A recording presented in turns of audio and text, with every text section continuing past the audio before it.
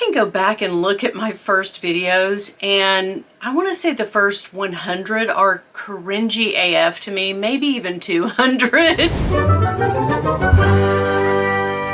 Hey Ewans, welcome back to my channel. It's WinnieBeeLV, Mouth of the South. No intro, no outro, it's just this ho. So if you clicked on this video, so you want to start a YouTube channel? I get questions quite a bit, not particularly because I am a very successful YouTube channel. As you can see, if you look at my analytics, I am a small, what they call a nano channel, under 10,000 subscribers. However, this is my 4-year anniversary on YouTube this week. Actually, I think like the 23rd maybe it was, but anyway, I got a little thing that said, hey, it's your anniversary, it's your YouTubeversary. Okay, that was really hard to say. Anyhow, I have been asked so many times over the years by people who would like to start channels, and several of them have and gone very far with it, and I totally salute you. So I wish I had done some things when I started my channel, and I wish I had known these things. And these are just some things that I'm going to tell you about from my perspective, from me starting this channel, what things, what pitfalls, what things I got into that I shouldn't have, you know, where to go. And it's just sort of a little trial and error thing that I did. Now I saw that Andrea did this video, and I will post her video down below where she is in her YouTube journey and some things that she learned. It's very informative. Definitely go over and check her channel out. But just some things. The first thing that I want to convey, if you think you want to start a YouTube channel,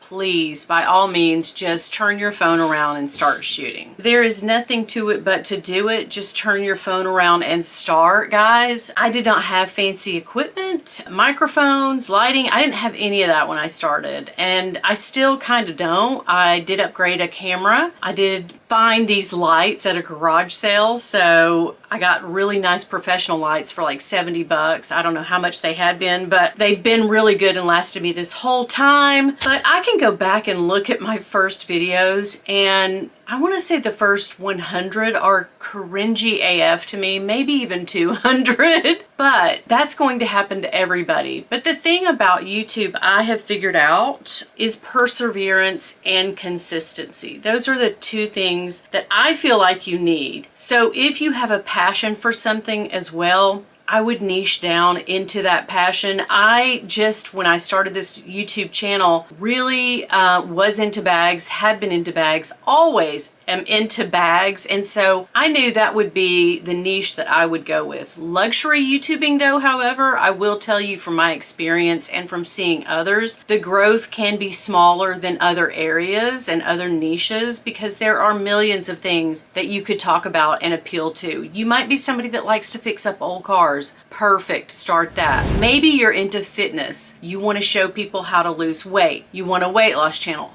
Do that. Maybe you like to do vlogging. Maybe you want to show people what a day in your life looks like. People really love to see your vlogs. Maybe you're somebody that likes to go to exotic places and travel. People love a travel vlog. So there are many things. Maybe you can play the guitar and you want to show people how to play the guitar. I mean, there are so many things that you can niche down into and do. But I think that you should, in my experience, I think that you probably should get your channel into an area that you want to focus on, be it finance, makeup, luxury, bodybuilding, whatever it is. I guarantee you there is an audience for you. But that would be the first tip, is perseverance, consistency, niche down into something that you really love and people can see that you have a passion for it. If you just turn the camera on and, you know, you talk about plants, let's say, you're kind of into plants, but it's not your passion. People can see that, right? I've seen so many channels, sneakers, watches, jewelry, people who are into antiques, people who go garage sailing and film this. So I watch a lady that's all she does. She basically goes to estate sales and garage sales and thrift sales and finds all these wonderful things that she then sells on her eBay shop, and she takes you along. She has a little GoPro that she puts right here, and she just films the whole thing. puts it all together, and she has millions of followers. So luxury can be fun, and if that is something that you're into, I just want to warn you that it might take time to grow, and I'm not really sure if you're going to get millions and millions of followers, but hey, I could be wrong. I'm missing out on that trade as well. So, but there were several avenues, and I've even thought often that maybe I'll start a second channel, but I can barely maintain the things in my life as it is now. So I don't need any more headaches. But anyway, yeah, I really would just recommend that you are in it for the long haul. You want to do it, so you've decided to do it. You're going to be consistent. You're going to keep going with it. Find the thing that you love and roll with that. So when it comes to posting, be aware of your thumbnails. Thumbnails are key in this game because most people do watch YouTube and scroll on their phone, right? So you want a thumbnail. If I could tell you anything to invest in, it would be maybe a photo editing software or something like Canva or PicMonkey or something along that line, Adobe, whatever it is that makes really great thumbnails. Because what you are going to see out there, you are literally in a sea of little tiny pictures this big on your phone, right? Because you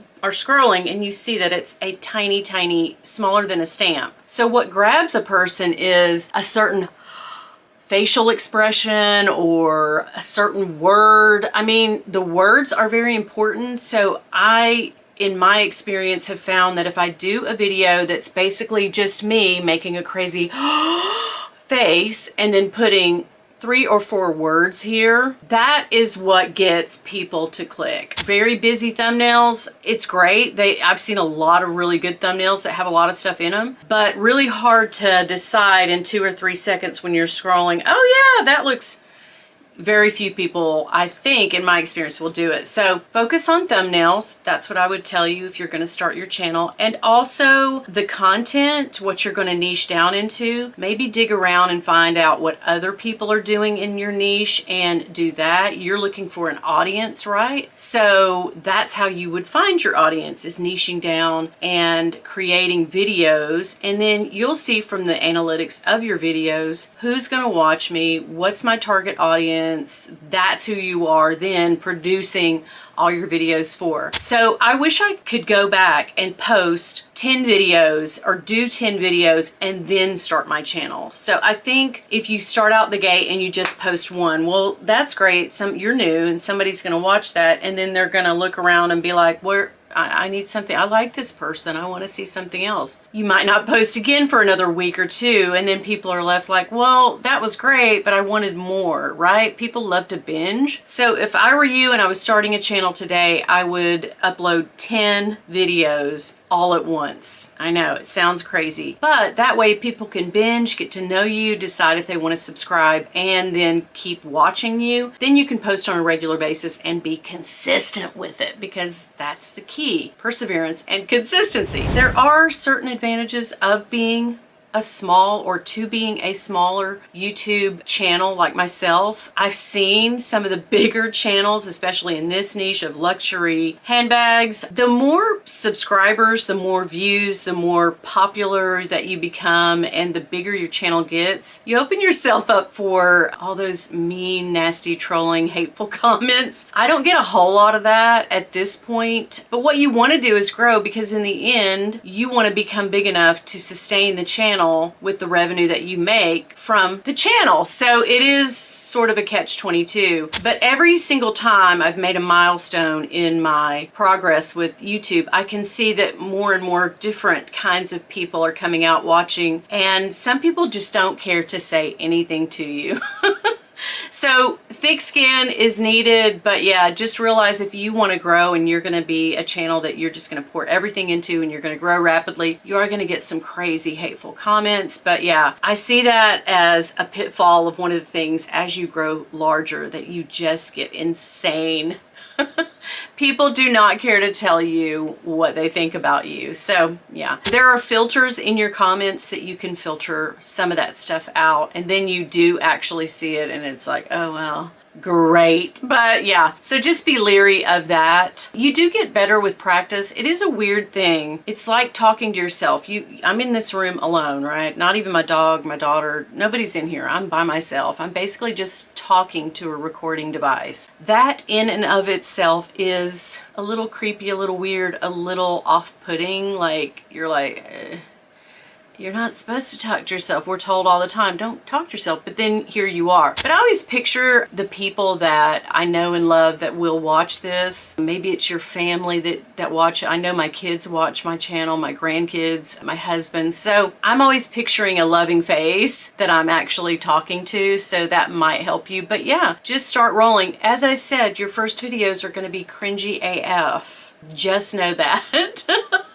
Do you see a lot of people who post and then will say stuff like, hey, go ahead and subscribe for that algorithm. So YouTube does have an algorithm, which is what pushes your channel out, but you have to think of the algorithm as many. It's not just one. It's not just one little thing. Think about it. They're all the time analyzing your watching data, how long you watch a video, what type of videos you watch, what you've watched more than once, what you like. They track that. How long you've been inside one video before you click out, what kind of ads you stay on, and what kind of ads you click off of. So there's all kinds of algorithms at work. So I hear this all the time, like, well, the algorithm just doesn't like me. No, don't look at it like that. I heard Mr. Beast say this in an interview, and you know, he has billions and billions of followers and watchers and subs, but he said, you know, substitute the word algorithm when you're saying, oh man, the algorithm hates me, for audience or for viewers.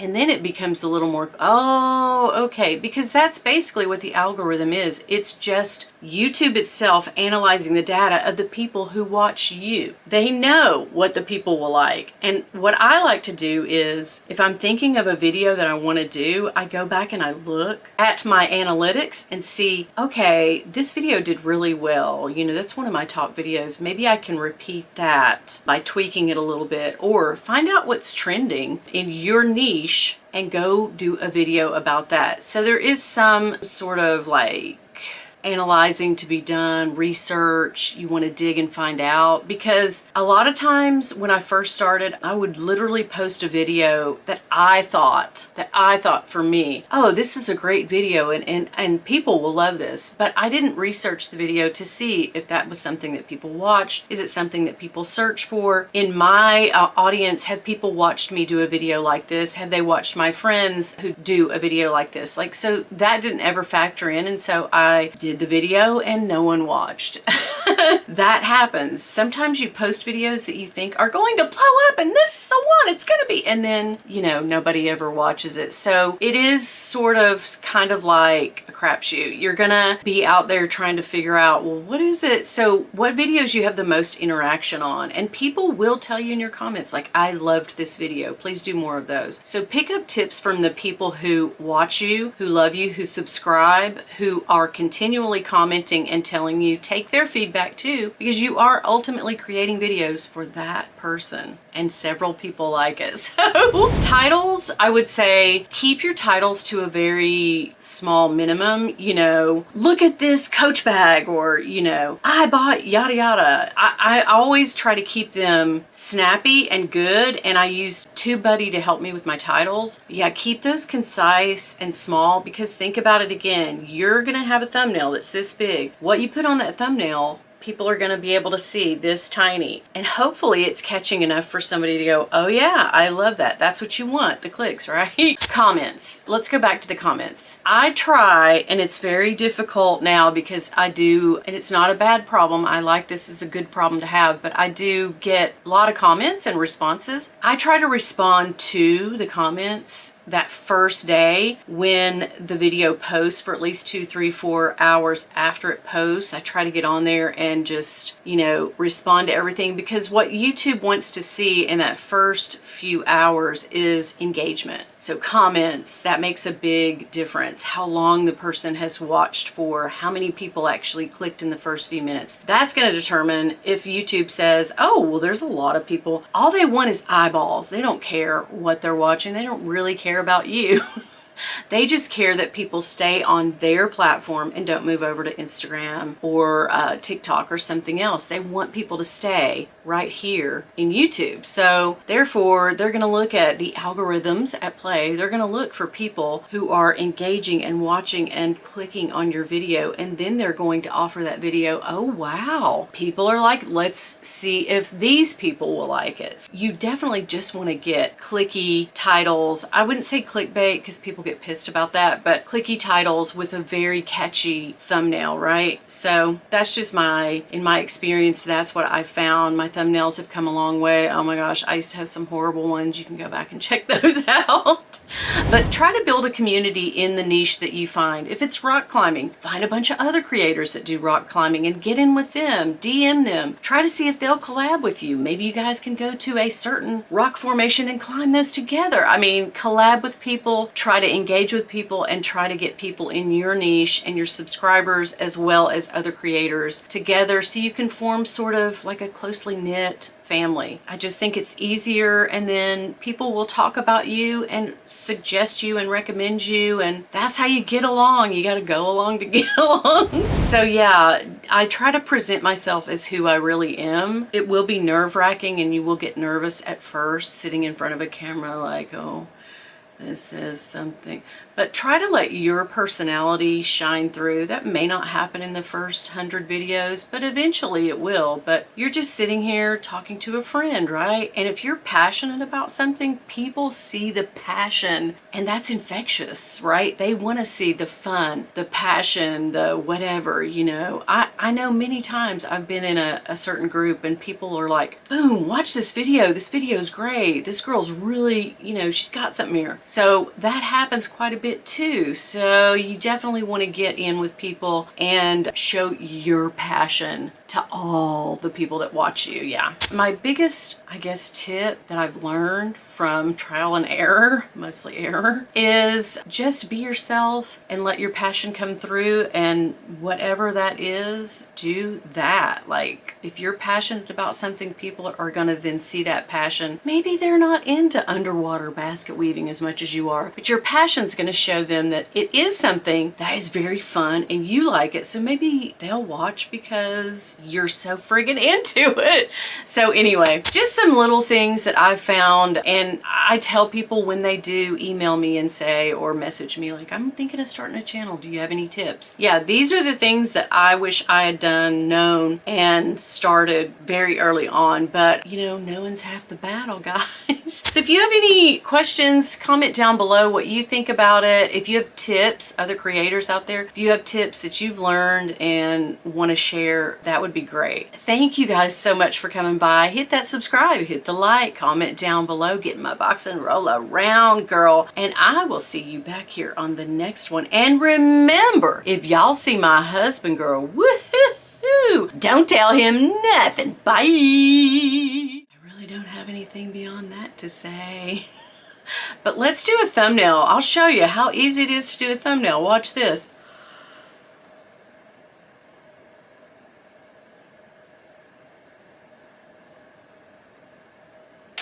And there you go. One of those will become the thumbnail. And then I just take that from the footage and just clip it out and run from there. Or Swanon does it, yeah. So there we go. Hey, do me a favor, guys. I'm going to post another video right here. If you will, keep on watching. Thank you. Girl, if you build it, honey, they will come. Biatch!